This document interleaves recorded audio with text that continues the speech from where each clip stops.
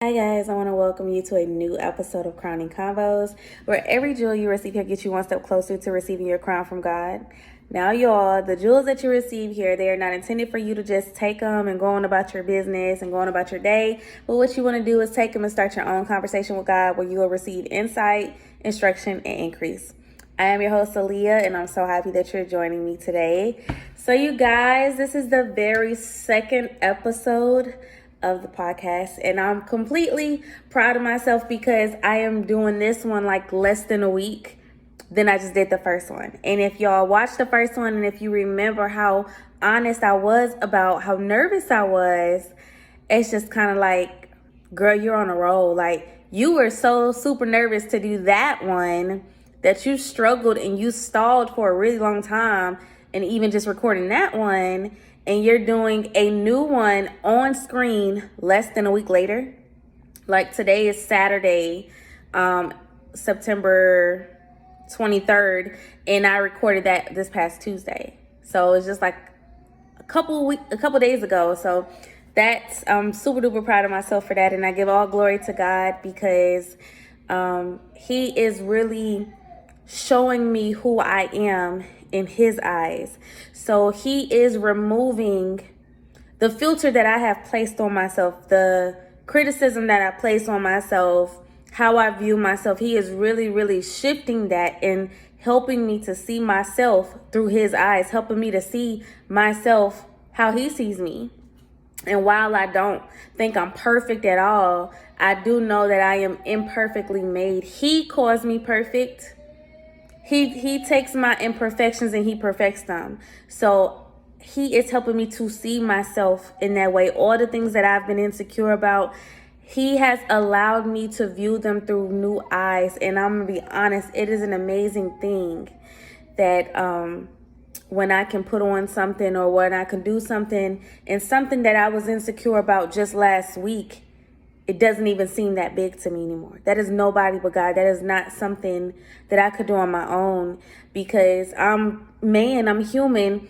And though most of us are not honest about our insecurities, we have them. And I might not be vocal about my insecurities. Like, I might not give y'all a list of the things that I don't like about myself or I might be insecure about, but I know that they are there, and I know what I may try to do to hide them or something like that. And so for Him to just really shift me into doing more, but not just doing more, but like really seeing myself differently. Like, I'm not faking it. Like, I'm not faking how I feel about myself. He is shifting me to really love those things that I once hated about myself. So I give all glory and thanks to God for that. That is something only He could do, right? So now that I got that out the way, I'm excited about this episode because it is another, I don't want to say another sacrifice of mine, but yes, a sacrifice of mine. So I told y'all how I felt about being a podcast. Like, I told y'all, I'm very low key. I didn't want to be on the scene. I'm cool with nobody knowing me and things of that nature, right? And so when God started speaking to me about the podcast, I opened myself up to a little bit. I watch podcasts and stuff like that. And one of the things that I've always disliked about it is how the people feel like they have to over-explain because they are on a platform with millions of people, and somebody is going to take something wrong. Somebody's going to take something wrong. And whether I was that person that took something wrong at one point in time, or whether somebody else took something wrong, but you know how people will take things out of context and just will turn the whole situation around from a clip or something like that. And oh, you saying this whole time, that's not even what you're saying. And I'm just like, God, I don't got time to be explaining myself to people, and I'm not doing all that. And if I do this podcast, I'm gonna turn the comments off because I don't got time to be going back and forth with people. And I stayed on that for a little minute, but even recently, God has been reminding me that sometimes I am the only encounter that somebody has with him, right? So like when you go in the store and you smile or you say a nice thing to somebody, you have a really nice conversation, you have no clue what that person was going through. And you could be their encounter with God. You could be what they needed to see, to hear. You could speak a word and don't even know that they was looking for that word. You feel what I'm saying? So that's how God uses his people. That's how God uses his children. And he uses me like that a lot. Like I just told y'all, I went to a dealership the other day and he used me to minister to a woman. Same thing that I just went through, she's going through it. And he had me to minister to her about that. And he does that often. It may not always be a minister. You could need some groceries and somebody pays for your groceries when you're in the grocery store. Like, you just never know how God is going to use you, right? And so for that,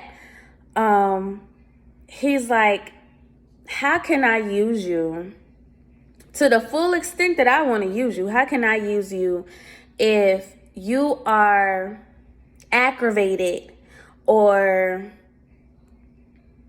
you just don't want to explain yourself to people because you feel like they should know? Like, everybody don't have the same relationship with God the way that I do. And if he's using me to be a voice, I can't get too aggravated to not elaborate on something. I can't. Now, what I will say is I can never address anybody's concerns 100%, only because we as people feel and think and see things the way that we do based off our own life, our upbringing, our childhood, our trauma, our pain, the things that we try to guard ourselves from. So I could never 100% address someone's concerns. Only God can do that. And I in no way, shape, or form want to be God, because I know how much I aggravate him. I cannot deal with this world. If anybody was like me, I couldn't deal with it. So I'm not God. And so while I can never address your concerns to where you want them to be, what I can do is, if I say something and God wants me to elaborate on what I meant when I said that, because you're not in my mind and you're not in my conversations with God, then I can do so. I can sacrifice my own comfortability and feeling like I gotta over explain. I can sacrifice my position on that, come outside of my comfort zone and be humble, because just like God is using me as a voice, who am I to say that you listening to me can't teach me something? Like, I'm not unteachable at all. I want to learn. Anything that you could teach me that is for me, I want to learn it. So I'm going to be teachable. I'm going to keep myself open. And sometimes that means moving backwards to move forward, right? So now that I done gave some background on where this is going, one of the things that I wanted to address is that in the last episode, I said that following God is hard. And so if you're raised in the church, if you are filled with the Holy Ghost and you go to church multiple times a week, you serving on the usher board and you in the choirs and the dance teams and you do all this and that, and a lot of times maybe some of the older people, you may disagree with that. You may feel like following God is the easiest thing you can do, right? And I'm not here to dispute your feelings on that. I cannot change how you feel, and that's not what I'm here to do. But what I do want to do is reach those who may struggle in their relationship with God and feel like it's supposed to look or be a certain type of way because what you see online, or because what your grandparents have gone through, or because what your parents have gone through. You think a relationship with God looks a certain type of way, and you think it's supposed to be easier than it really is. So let me tell you right off the bat, following God is not easy. You want to know how I know it's not easy, and not even just based off my own experience, but how I know? Because Jesus struggled with it. if y'all remember, if you've read the Bible and you have a relationship with God where he can interpret what you read in the way that he wants you to understand it. And that's a big thing with religion. There's a difference between religion and relationship, right? So religion says you got to pray like this when you talk to God. You got to do this. You got to do that. Relationship with God says you don't have to do none of that. Come to me as you are. When I tell y'all, for me, God is a come to you as you are type person. I done told God he gets on my nerves sometimes. I've told God I don't like when he does things. I've told him, now you doing too much. Like, I talk to God as if I was talking to one of my friends. Mine is like, of course I'm respectful, so I'm not cursing in a conversation with God. But I'm talking to him like I'm talking to my friends. God, I don't, like, why he tripping? Like, I can't deal with nobody that act like that. I don't know why you want me talking to this person, God. Like, I talk to him like that. I'm very open because I have that relationship with him. Religion will make you feel like you got to pray on your knees and you got to do this a certain type of way. And I'm telling y'all right now, from what I know, that's not what God wants. You don't have to pray a certain type of prayer. Do you know how many prayers God has answered for me? And they were nothing but thoughts. They weren't nothing but thoughts. But I thought it, and he deemed it a prayer, and he answered it for me. Example. Traffic. Just earlier, either this week or last week, going to work, I was in the wrong driving lane. And he's done this like a couple times, and I'm always amazed because it always catches me off guard. But I'm like in the wrong lane, and I'm like, dang, I need to get over. But I'm prepared to go the long route around because I should have been paying attention. So while we were stopped, there was this white car. She opened her door for something. So I guess when she opened her door, her car was in park, right? But she forgot. So when she closed her door and the traffic started up again, she's still in park. That gives me enough time to go get up in front of her where I don't have to go a long way around, but I can go in front of her and get where I need to be. Many people might overlook that and think that that's not God. No, for me, that's not good luck. That's not a coincidence. For me, that's God. Because that's what I was thinking. And I'm prepared to go the long way around. I'm not even deeming that as a prayer. I remember this one time, and this is something that I'm going to talk to you all about later as well. But I remember I was fussing with God about something that he has had me hold near and dear to my heart, and it involves another person. And I was just like, God, I just don't want to deal with this person no more. Like, they do X, Y, Z, and they don't even, I said something simple, like, they don't even call me no more. Like, I always have to call them. They don't even call me first no more. A couple hours later, that same person called. Just randomly, just talking to me randomly, just having a random conversation. We stayed on the phone for like an hour and a half, 2 hours. And it was something that we hadn't done in a long time. And I didn't realize it until a couple hours later, like, oh, I complained about that. Like, I was just fussing about that earlier. And God came through just that fast. Right? So it's little things like that. Those are prayers. But religion will make you feel like you ain't getting your prayers answered because you're not coming to God 3 times a day and you didn't bend down on your knees with your head in the ground and you didn't say in Jesus' holy name, amen. I've seen like many videos where somebody's like, you're not getting your prayers answered because you're not praying like this. This is how you need to pray. And I'm just like, while that may work for you, that's not who God is. God is not that person. He's just not that person. So, and that was completely off track. So that was led by God because I was completely off track. But, so yeah, Jesus said it was hard. So I have my Bible right here. This is one of the episodes where we're going to have the Bible. And I actually was reading this earlier today. But this is in Mark 14. So this is right before Jesus is about to be crucified, right? But he goes to the prayer, the Garden of Gethsemane, and he goes and prays. In verse Mark 14:35 says, he went a little further, fell to the ground, and prayed that if it were possible, the hour might pass from him. And he said, Abba, Father, all things are possible for you. Take this cup away from me. Nevertheless, not what I will, but what you will. Jesus did that 3 times. 3 different times, he asked God for him to not be sacrificed. He did not want to die for us. He did not want to be sacrificed. 3 different times he went back and prayed that same prayer. But he always ended it with, nevertheless, let your will be done, not my will. So if Jesus struggled following God and doing God's will, what makes you think that you're so above him that it's easy for you when it was hard for him?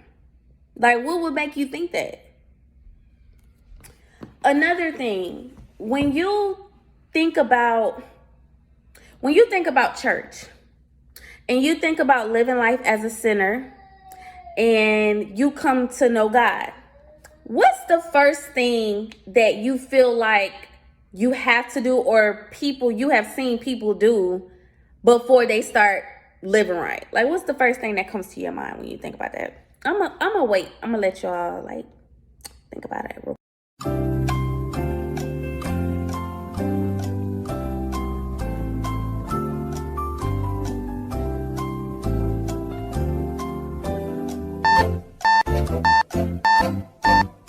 Y'all done?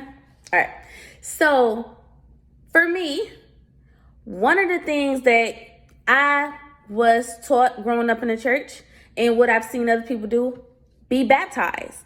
You will go to your church and you be baptized. Whether it's them making you dress in all white and dipping you in the water, in a pool or something like that. Or if they just sprinkle you with water on your forehead, you have to be baptized. All right, well, I'm a very literal person, so I like to Google definitions. One of the definitions of a baptism is a person's initiation into a particular activity or role, typically one perceived as difficult. A person's initiation into a particular activity or role, typically one perceived as difficult. It's right there. It says it right there, y'all. Following Christ is not an easy thing. You know what it takes to follow Christ, to follow God, to do his will? It takes obedience. It takes sacrifice. It takes willingness. It takes faith and trust. It takes humility. And that's a lot of things that we just don't have because that's not what's in the world. We're not taught to sacrifice. We're taught to take. We're not taught to obey. We're taught to do what works for us. We're not taught to have faith. We're taught to work hard. We're not taught to be humble. We're taught to be prideful and take pride in the things that you have. We taught to trust nobody but ourselves. Ain't no way we were supposed to trust something that we don't see. We're taught to trust in what we see. If a person shows you who they are, believe them. Right? That's what we're taught. So if we are taught this, if we are born into this world and we are taught this, why would you feel like following God is an easy move to make? Why would you feel like that? It's not. It's only easy when you're in the spirit. After Jesus was elevated up, I'm pretty sure following God was easy for him because he was no longer in human form. But we are humans. We are made of flesh. That means we have emotions. We have anger. We feel sad. We get aggravated. We have attitudes. There's no person following God that could say that they don't go through that stuff, that the spirit of offense doesn't fall on them, that the spirit of aggravation doesn't fall on them. Nobody should be able to say that, because if you're saying that, then you're saying that you're perfect. And you're saying that you're higher than God, because God used to get aggravated with the people all the time. The people who didn't understand who he was, and he's telling them, I'm Jesus, I'm Son of Man, and they didn't understand him. He used to get aggravated with them all the time. It's all throughout the New Testament? Why would you feel like you were above him? That's God's son. Why would you feel like you were above him? So following God is not easy, but it's worth it. It's worth it when you truly, truly understand that he is a God who only wants to bless you. That yes, you're going to have to go through some pain. Yes, you're going to have to change your environment and change your mind and change your perspectives. But it's rewarding. Matthew 16:24-26. It says, "Then Jesus said to his disciples, if anyone wants to follow after me, let him deny himself, take up his cross and follow me. For whoever wants to save his life will lose it. But whoever loses his life because of me will find it. For what will it benefit someone if he gains the whole world yet loses his life? Or what will anyone give in exchange for his life?" What that said in verse 24, let him deny himself. That's a sacrifice.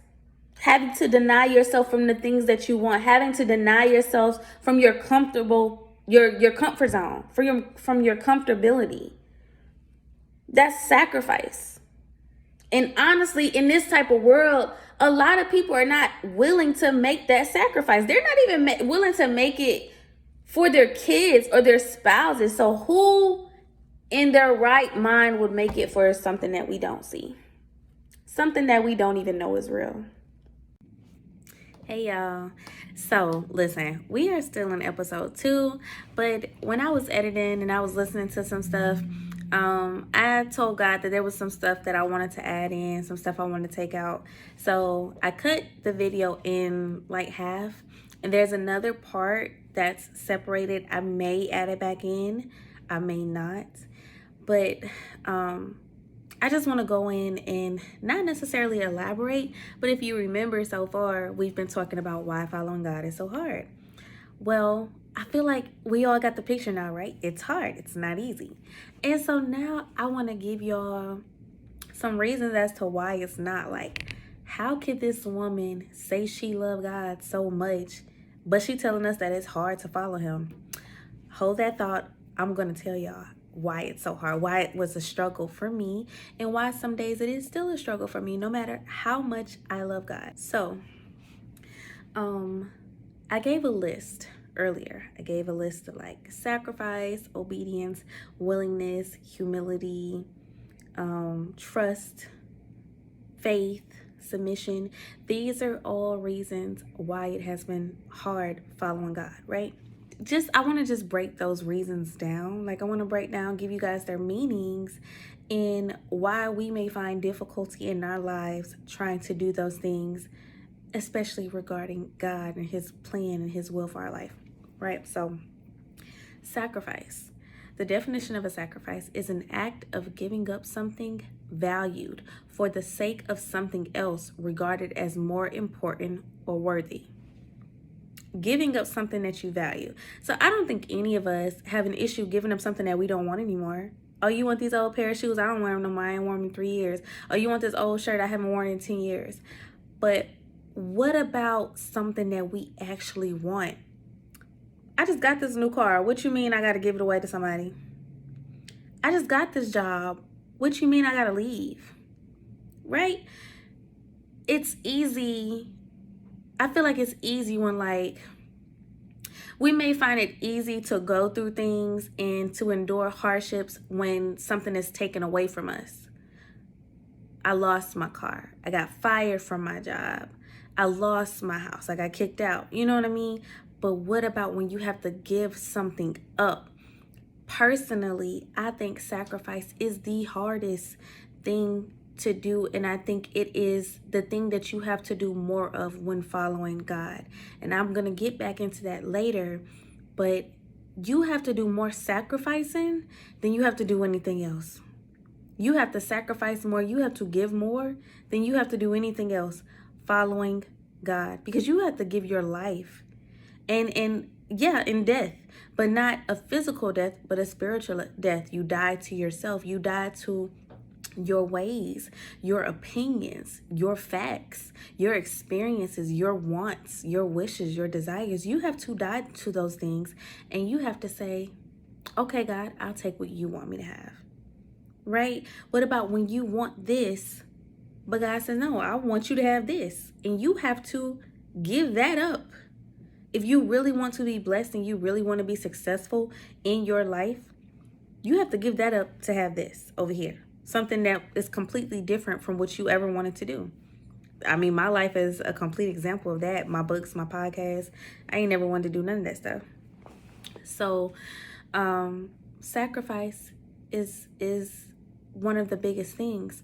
Another big thing is submission, right? So, what does submission mean? It's the action or fact of accepting or yielding to a superior force or to the will or authority of another person. Now, I actually want to add that in the same line of obedience, right? Because their definitions are split kind of similar. The definition for obedience is compliance with an order, request, or law, or submission to another's authority. The word submission, I didn't even realize that was right there. It means to get out of your way, let go of your opinions, let go of what you want, and take somebody else's stance on it. Take somebody else's law for your life. That's what it means to submit. Y'all struggle like listening to your managers, listening to your parents, and don't let me bring up that we don't want to submit to men or we don't want to submit to women. Don't let me bring that up, because y'all know that is real big where we are in social media, where everybody thinks it's a weakness to submit. So, these are things that we struggle with on a day-to-day basis. And it's okay, because God will provide you with the tools and the knowledge and the encounters with him, the encounters with him, so that you can receive the wisdom that you need on how to do things his way, not your way. Because again, submission is no longer about you. It's about you taking on somebody else's order for your life. So God will send those things, but you have to be open to receive them. And another thing you have to have is a willingness. The definition of willingness is the quality or state of being prepared to do something. Readiness. Let me tell you, God does not force anybody to do anything. If you don't want to, if he give you a word and you don't want to do it, that's fine. You don't got to do it. He either going to raise somebody else up, depending on how he does it. Because it's sometimes where he will raise somebody else up to do what he wanted you to do. But then it's sometimes that he will put all your plans on hold, so you don't have no choice but to do what he wants you to do. He don't always raise somebody else up. You're going to do what he said to do. Whether you realize it or not, whether you want to or not, you're going to do what he said to do. He works by shifting our hearts. And there's a scripture. I don't even know if I wrote it down here, but I do got my Bible. And so what will happen? Because if you remember, there are several verses that are like, God gives you the treasures of your heart. I think it's Psalms 37:14 or 37:4. Let's see. I be knowing some of these scriptures, y'all. I don't know all of them now, but I know some of them. 37:4. Take delight in the Lord, and he will give you your heart's desires. This is the thing about it. You think God gonna give you the man who be hitting on you, who don't pay his bills, who don't have a job, because that's what your heart desire.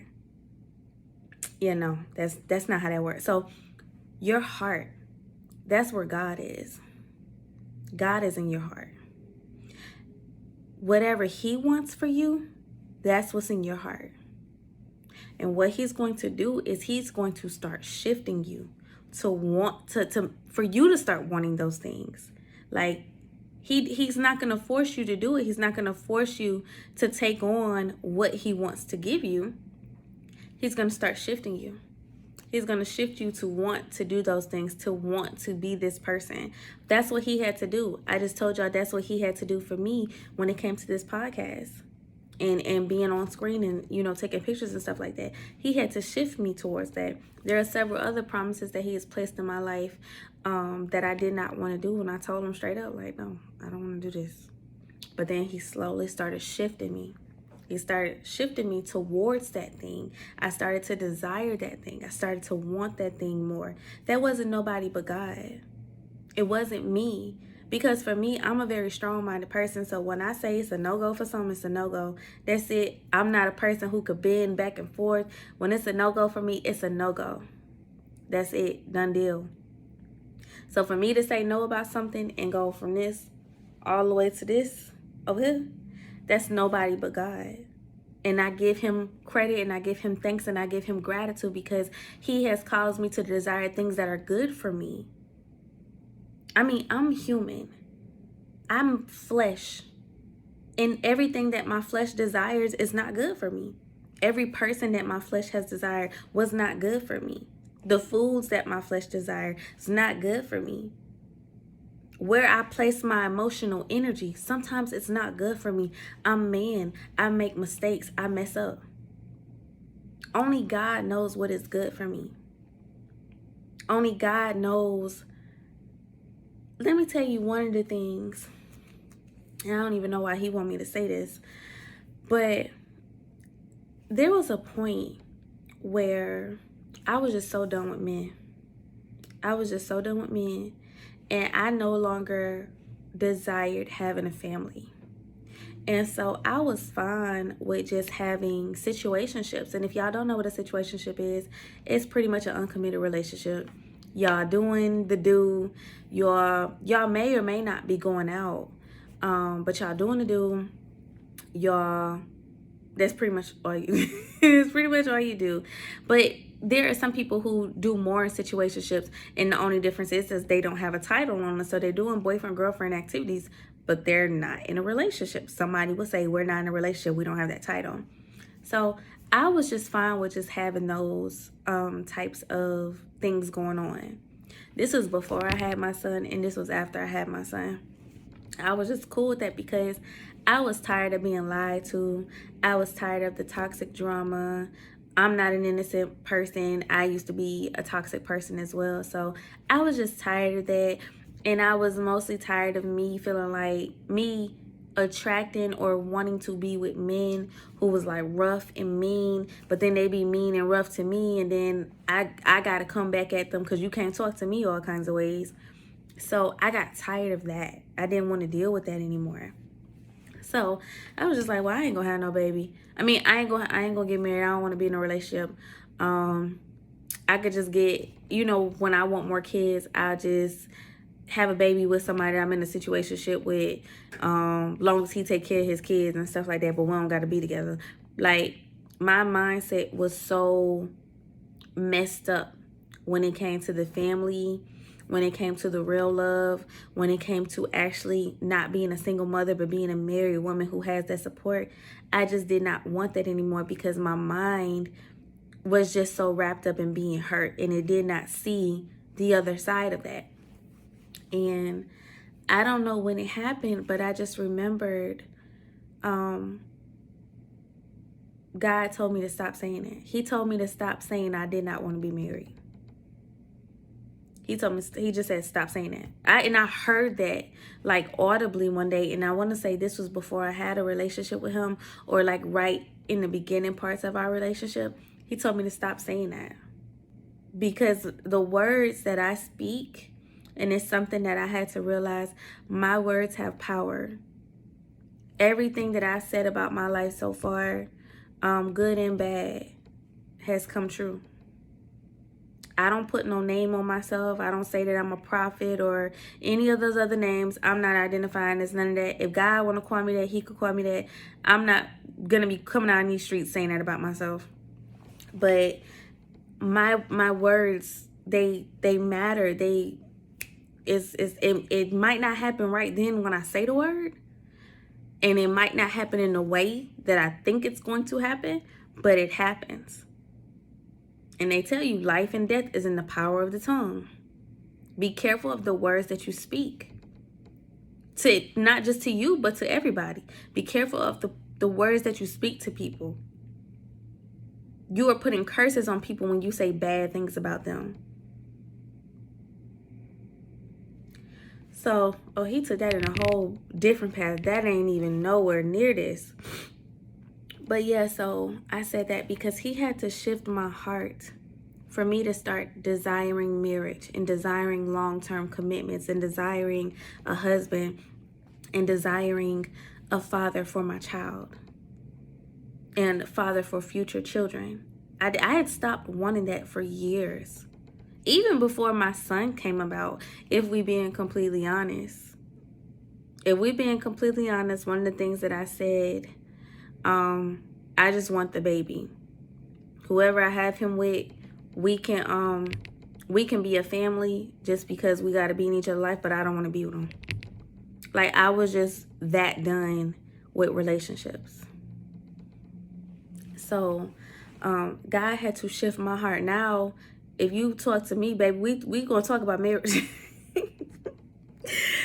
I'm gonna be married. I'm gonna get married. I'm gonna have a good husband. I'm gonna have a great husband. I'm gonna have a husband that's led by God. A husband that's gonna pray with me. A husband that's gonna read the Bible with me. I'm gonna have that. I done talked about it too much. I ain't got no choice but God ain't got no choice but to give me that. I done talked about it too much. But so God will do a thing and he will shift your heart. Because there has to be a willingness for you to receive, a willingness for you to do. And that brings me to my next point of humility. Humility is a modest or low view of one's own importance. Humbleness. But God, the day that God gave me a new definition of humility was the day that my life shifted for the better. There is something, again, this is something that I'm going to tell you guys about, because I'm going to tell you all the tea on this journey. And I'm going to bring the person up here so they could tell you how much they stress me out. But there's a journey that God has had me on. And from the very beginning, I told him no. From the very beginning, I told him no. Told the person no. Told everybody who wanted to listen, no. It's not going to work for me. That's not going to be my life. But God shifted my heart towards that thing and that person. Okay, cool, whatever. But because of how God works, God is a person who will speak a word today, but it might not come to pass for 20 years. It might not come to pass for 5 months. Me, however, being in my flesh, I'm expecting it to come to pass the day that you tell me, or at least minimum by the end of that year, right? So he came and he gave me a word about something, and it hadn't happened yet. And so many other things was happening. One day I found my point. I found myself praying to God, and I cried to him. I cried so hard because at this point, I've been on this journey for over a year. And at this point, I love God. I'm in love with God. I'm in love with my relationship with him. And I don't want that to change. But I was at a point where I no longer wanted this thing that he wanted from me. I cried that whole day. From the time I got up to the time I went to sleep. I cried, I prayed, I read my Bible, and I cried some more. And the whole time, I'm just telling God, God, I love you so much. I wish you were here with me so I can kiss you, so I can hug you, so I could just really cry on your shoulder and just talk to you about this so I can hear a word from you. And I'm like, I love you so much. I love you so much that if you want me to remain connected to this person, I will stay. But I don't want to. If it's in my own will, I don't want to. If you could take it away from me, please do so. But if you want me to stay in this, I'm going to stay in it. And I told him, I said, I don't have nothing but a willing heart and obedience and hope in you. I don't have hope in this other person. I don't have expectations of this other person. I don't even want to talk to this other person. If you tell me to talk to them, I'll talk to them. But if I don't got to talk to them, I'm not going to talk to them. I'm not going to do too much. I'm not going to do what I was already doing. I'm not doing that. So if they reach out to me and you want me to talk, I'll say something. If I don't have to talk, I'm not going to. And I told him all I had was willingness, obedience, and hope in him. And that night, he sent me a video on YouTube. I wish I would have wrote it down. But it said something about humility. And the man said, this is what God has been trying to show you this whole time. And it reminded me again of Jesus in the garden. He's saying, if you can take this cup from me, please do so. If this hour may pass by me, please let it pass. Nevertheless, not my will, but let your will be done. That is true humility. And it is hard because God doesn't take you on these little journeys where he's just like, okay, I want you to move. You got $2,000 in your account. You got a car. You got a house over there already. Just move. That's not how God is. God will make you move with $0 in your pocket and nothing but the car.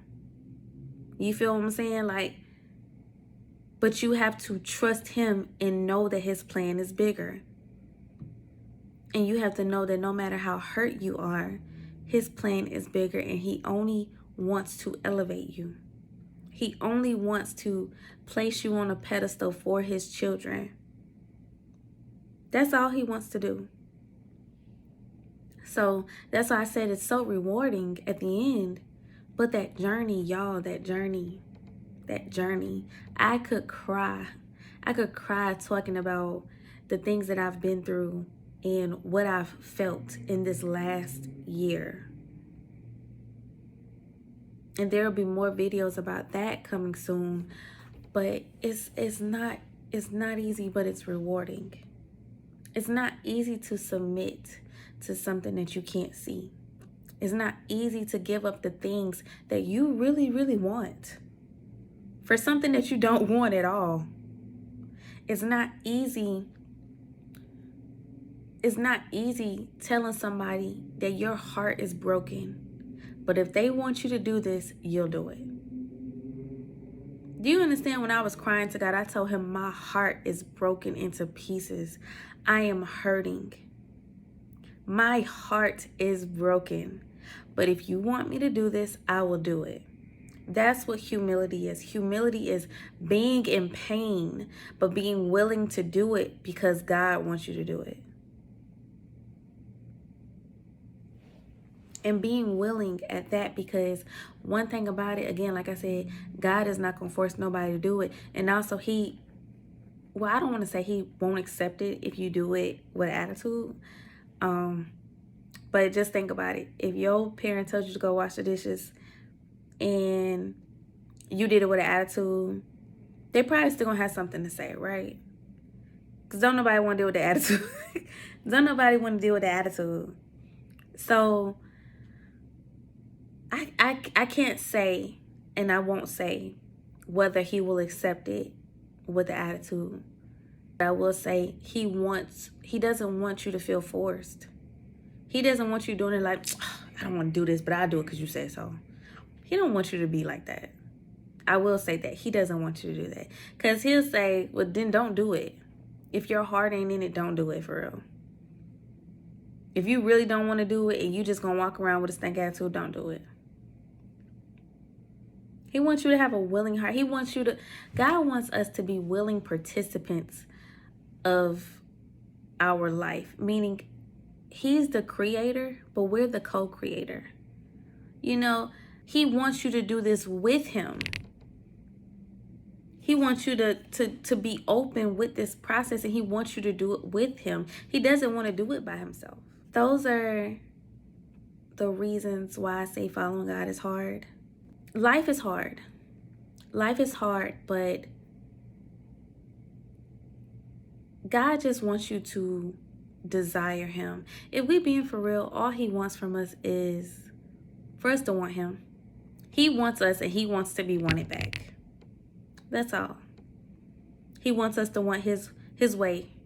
He wants us to want His laws. He wants us to want to honor His name, because He wants to honor us. He's going to honor us. Y'all think that we just out here just like honoring God and just praising His name. No, when God elevates you, God is giving you honor. God is honoring you back for your faithfulness, for your obedience. So just think about that as you take the best but most painful step you're ever going to take of your life, by stepping into your call, stepping into your walk with Jesus. Just think about that. Think about why it's hard, but understand that it's doable, because you're walking with God. You're not by yourself. You might not be around men, you might not be around people, but you have God. You're not by yourself. So just think about that.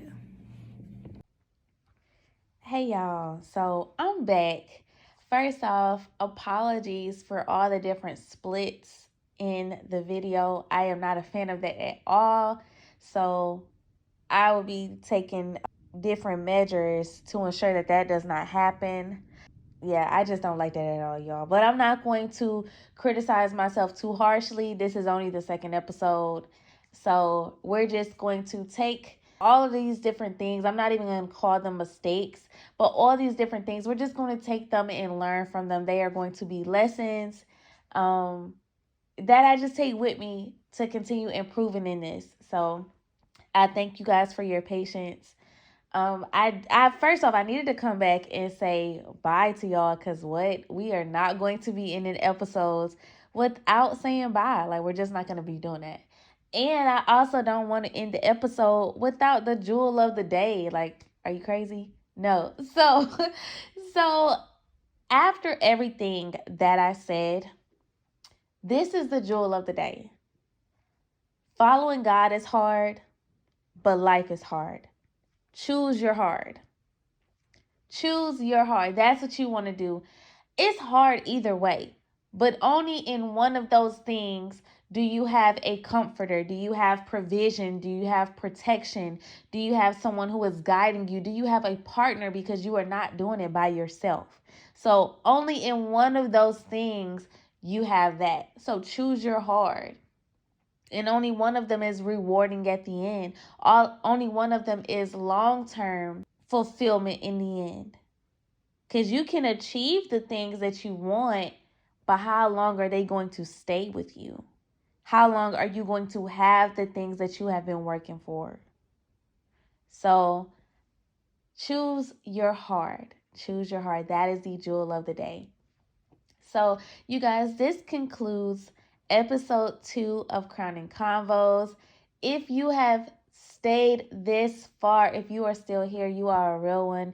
And I appreciate you so much just for your due diligence and just being present for this, because this episode was a little long and I feel like it was a little all over the place. I could be wrong, but I just thank y'all for sticking this out with me. And I'm excited to see where this continues going, because I see myself shifting. I feel the shift and I see the shift. And so I'm excited to see what it's going to do to you all, as well as you are an audience to it. So peace, love, and blessings to you all. And I will see y'all on the next episode.